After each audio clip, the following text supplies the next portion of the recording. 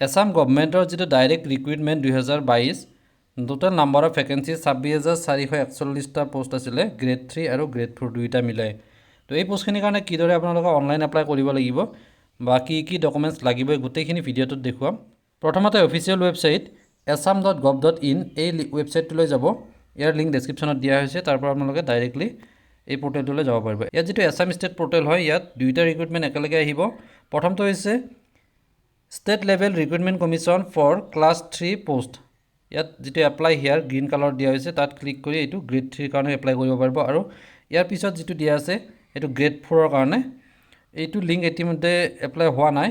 Link will be available on 11/4/22 at midnight এটো আজি ৰাতিৰ পৰা এটো এপ্লাই কৰিবৰ কাৰণে লিংকটো এক্টিভেট হ'ব ইয়াৰ পিছত প্ৰথমতে গ্ৰেড 3 খিনি দেখুৱাই লৈছো যেটো এটো এক্টিভ হৈছে বৰ্তমান ইয়াৰ বাবে আপোনালোকে এই যেটো এপ্লাই হিয়াৰ ইয়াত ক্লিক কৰিব ইয়াৰ পিছত এনেকুৱাকৈ এটা পেজ খোল খাব তো ইয়াতে ফ্ৰিকুৱেন্টলি আস্কড কোৱেশ্চন কিছুমান দিয়া আছে গ্ৰেড 3 পোষ্টৰ কাৰণে তো আপোনাৰ মনত কিছুমান কোৱেশ্চন আহিব পাৰে তো আৰু হেল্প ডেস্ক নম্বৰ দিয়া হৈছে ইয়াত যেটো 9667062063 এই নম্বৰটোত কল কৰিব পাৰে আপোনালোকে হেল্প লাগিলে আৰু ইয়াৰ পিছত ডাউনলোড এডভাৰটাইজমেন্ট ইয়াত ক্লিক কৰি আপোনালোকে এডভাৰটাইজমেন্ট এবাৰ ডাউনলোড কৰি ল'ব পাৰে তো এতিয়া ইয়াত কিছুমান কোৱেশ্চনছ দিয়া হৈছে Questions সমূহ হৈছে প্ৰথম আমি দেখুৱাই লৈছো এখিনি if you don't have employment exchange registration number can I apply for the post এটো যদি আপোনাৰ employment exchange registration certificate নাথাকে তেনে হলে এপ্লাই কৰিব নোৱাৰিব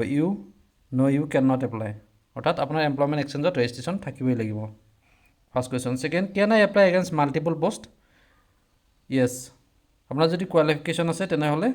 অৰ্থাৎ যদি ড্ৰাইভাৰ হয় তেনে হলে ড্ৰাইভিং লাইসেন্স লাগিব graduate HSLC তেনেকুৱা ধৰণৰ মিনিমাম কোৱালিফিকেশন লাগে সেইখিনি যদি আছে তেনে হলে মাল্টিপল পোষ্টৰ কাৰণে আপুনি এপ্লাই কৰিব পাৰিব নেক্সট দিছে if I am graduate and have degree or diploma in computer then how many post can I apply for ইয়াতে graduate with computer HSLC গোটেইখিনিতে এপ্লাই কৰিব পাৰিব A B C category next দিছে if I am HSLC or equivalent pass how many post I can apply for Therefore, he or she has to click on yes button for category C and no for A, B and D. অকল যিখিনি category C post হয় সেইখিনি কাৰণে apply কৰিব পাৰিব যদিহে আপোনাৰ অকল HSLC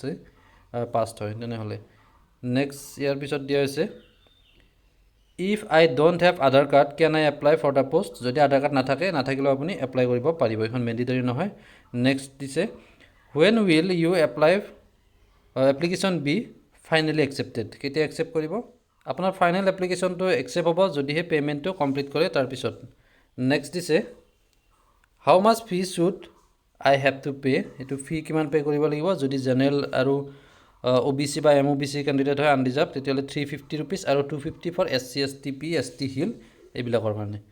নেক্সট হৈছে if I have a degree in computer science do I have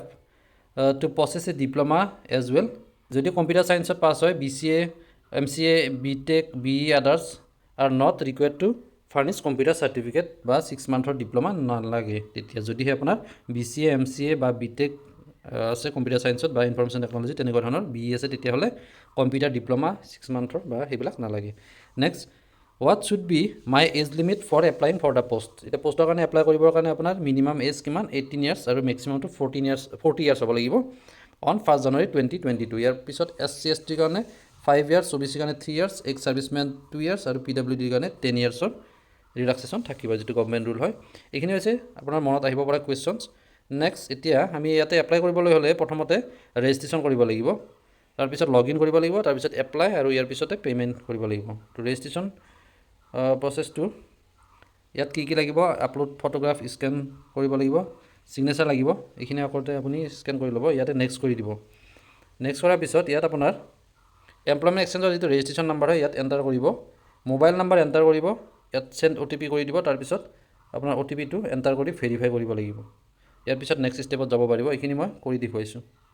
আপোনাৰ এমপ্লয়মেন্ট এক্সচেঞ্জৰ ৰেজিষ্ট্ৰেচন নম্বৰটো ইয়াত এন্টাৰ কৰিব ইয়াৰ পিছত মোবাইল নম্বৰটো এন্টাৰ কৰিব আৰু ইয়াত সেন্ড OTP ত ক্লিক কৰি দিব ইয়াৰ পিছত আপোনাৰ OTP sent to mobile number OTP টো ইদৰা আহিব তাৰ পিছত ইয়াত OTP টো এন্টাৰ কৰিব লাগিব 942728 আহিছে 2728 তেনেকুৱা ধৰণৰ এটা আপোনাৰ OTP আহিব এইটো এন্টাৰ কৰাৰ পিছত কৰিব OTP টো এন্টাৰ কৰাৰ পিছত ভেৰিফাই OTP কৰি দিব OTP ভেৰিফিকেশ্যন ছাকচেছফুল ইয়াৰ পিছত নেক্সট কৰি দিব ইয়াত নেক্সট ক্লিক কৰাৰ পিছত এইখিনি ডিটেইলছ ফিল আপ কৰিব লাগিব type of post or category of post প্ৰথমতে দিয়া আছে graduate degree for the post where minimum qualification is graduate degree এইটো যদি আপোনাৰ গ্ৰেজুৱেশ্যন আছে তেনেহ'লে য়েছ কৰি দিব যদি নাই তেনেহ'লে ন' কৰি দিব নেক্সট দিছে B number for the post where minimum qualification is with graduate degree with diploma or degree in computer science যদি আপোনাৰ ডিগ্ৰী বা ডিপ্ল'মা আছে কম্পিউটাৰত তেনেহ'লে য়েছ কৰিব যদি নাই তেনেহ'লে ন' ক্লিক কৰিব ইয়াৰ পিছত C for the post where minimum qualification is with HSLC or equivalent examination pass field assistant fieldmen foremen section assistant soil conservation field worker junior agriculture extension assistant etcetera এইটো য়েছ কৰি দিব ইয়াৰ পিছত D দিয়া আছে for the post of drivers where minimum qualification is with HSLC or equivalent যদি driving licence আছে matric pass plus যদি ড্ৰাইভিং লাইচেঞ্চ আছে তেনেহ'লে এইটোত য়েছ কৰিব আৰু যদি নাই তেনেহ'লে ক্লিক নকৰিলে হ'ব ইয়াৰ পিছত আপোনাৰ নেম পিছতে ফাদাৰ্ছ নেম বা গাৰ্জেন নেম মাদাৰ্ছ নেম লিখিব ইয়াত এপ্লিকেণ্ট ডেট অফ বাৰ্থ ইয়াৰ পৰা চিলেক্ট কৰিব লাগিব ইয়াৰ পৰা ইয়াৰটো চুজ কৰিব নেক্সট মান্থটো চুজ কৰিব লাগিব আৰু ইয়াৰ পিছত ডেটটো চুজ কৰি দিব ইয়াৰ পিছতে জেণ্ডাৰটো চিলেক্ট কৰিব ইয়াৰ পৰা এইফালে ৰেজিষ্ট্ৰেশ্যন নাম্বাৰটো নিজে আহিব কেটেগৰীটো চিলেক্ট কৰিব general ST SC ST P নে কি এইটো জেনেৰেল চিলেক্ট কৰিব ইয়াৰ পিছত EWS ইকনমিকেল উইকাৰ ছেকশ্যন হয়নে নহয় এইটো চিলেক্ট কৰি দিব আৰু দিব্যাংগ পাৰ্চনেল ডিচেবিলিটেড হয় যদি য়েছ নহ'লে ন' কৰি দিব আৰু এইটো EWS যদি চাৰ্টিফিকেট আছে তেনেহ'লে য়েছ কৰিব নাথাকিলে ন' কৰি দিব নেশ্যনেলিটি ইণ্ডিয়ান ৰিলিজন চিলেক্ট কৰিব ইয়াৰ পৰা